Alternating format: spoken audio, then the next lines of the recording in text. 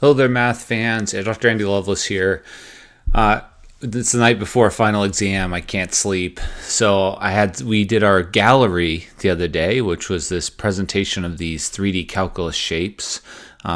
Check it out. Search for Calc Visuals. It's A Lovelace Calc Visuals here, and you can play around with these animations. But part of what I did is I wanted to know what would be interesting. And I had one instructor who teaches one of our upper level courses, Professor Alex Nichifor, who's amazing, has taught at the University of Washington for 20 years, and just works like mad for her students. She mentioned something about a visual for a Mobius strip. So I don't know if this is quite what she wants, but I made it just now. So you can click on this and I'm going to show it to you in just a second.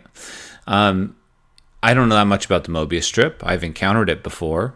I'll show you a few things in the picture. You maybe have seen there's sculptures of this. There's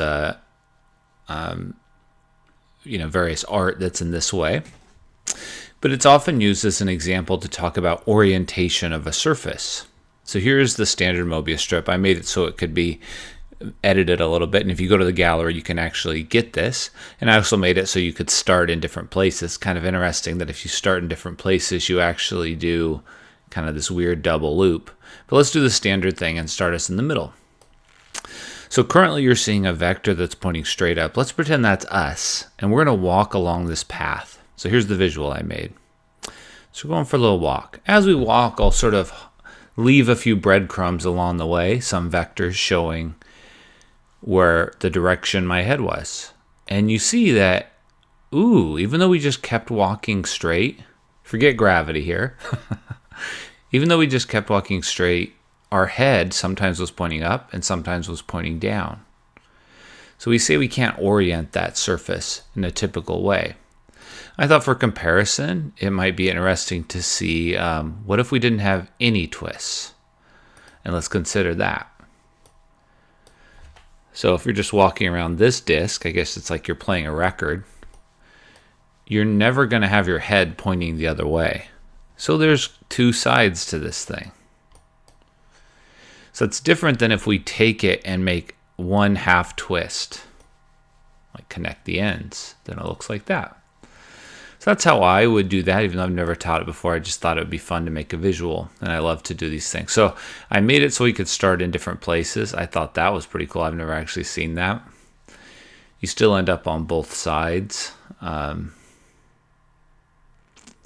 it's kind of this weird loopy-loop thing, which I find kind of satisfying. But let's take it back. If you add two twists, like this, and let's put it back in the middle. Let's see what happens. Are there two sides or not? Let's see. So we're going to walk, we're going to walk, we're going to walk. There are two sides. So if you have a double twist, you don't get to the other side. Okay, what if we have three twists? Three twists.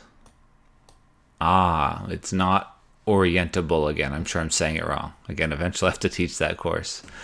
So that one's for you, Professor Nichifor. Let me know other things you would like with it. I made it so that it can be, several things can be edited on it. So it's fairly plug and play. But I'm very excited in the time ahead to do more things like that.